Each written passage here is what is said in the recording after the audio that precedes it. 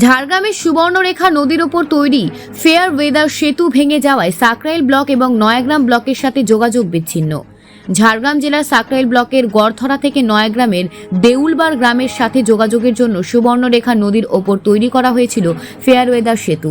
লাগাতার বৃষ্টির জেরে সুবর্ণরেখা নদীতে জল বাড়ে, যার ফলে তৈরি হওয়া ফেয়ার ওয়েদার সেতুটি ভেসে যায়। তাই ঝাড়গ্রাম জেলার সাকরাইল ব্লকের গড়ধরা থেকে নয়াগ্রাম ব্লকের দেউলবার পর্যন্ত যোগাযোগ বিচ্ছিন্ন হয়ে পড়েছে দুই ব্লকে।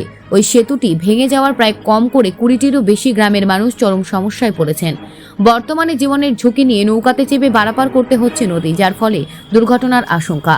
সেই সঙ্গে বারংবার প্রশাসনের কাছে জানানোর পরেও কংক্রিটের সেতু নির্মাণ করা হয়নি। আবারও গ্রামের বাসিন্দারা দাবি জানিয়েছেন কংক্রিটের সেতু নির্মাণ করার জন্য।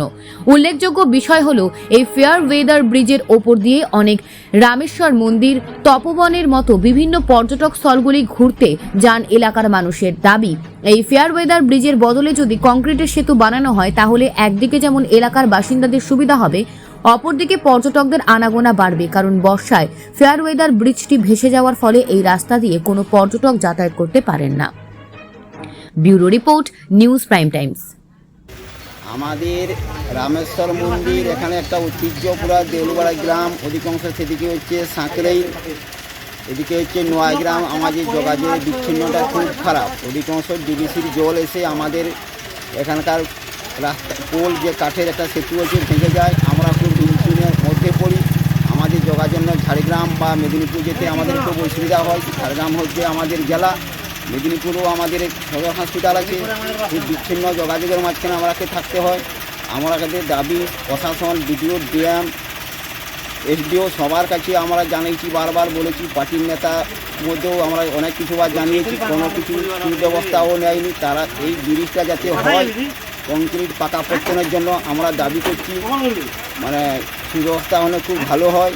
এই ব্রিজও বেশি দূরত্ব নয়, 1 কিলোমিটারের মধ্যে ব্রিজটা হয়ে গেলে খুব ভালো হয়। বেশি দূরত্ব নেই, যেটা নদীটা যেটা হচ্ছে 1 কিলোমিটারের মধ্যে পড়বে সুবর্ণরেখার যে নদীটা।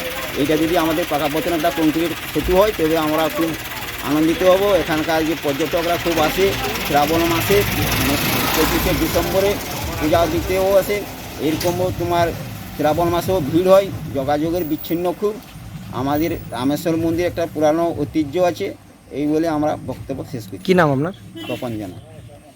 আমাদের প্রশাসনিক লেভেল থেকে সবাইকে আগে থেকে দরখাস্ত করা হয়েছিল। আমরা শুনেছি, আজ অবধি কোনো কার্যকারিতা হয়নি।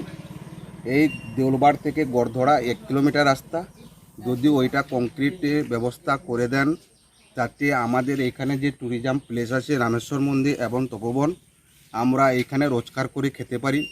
ট্যুরিজম যদি আসে, আমাদের রোজগার রুটি চলে। এখানে চাষবাস ব্যবস্থা ভালো নয়। যাতে এই রাস্তাটা যোগাযোগ ভালো উন্নয়ন হয় এবং কংক্রিটের ব্যবস্থা হয়, সেইটা দিদির কাছে আপত্তি জানাচ্ছি।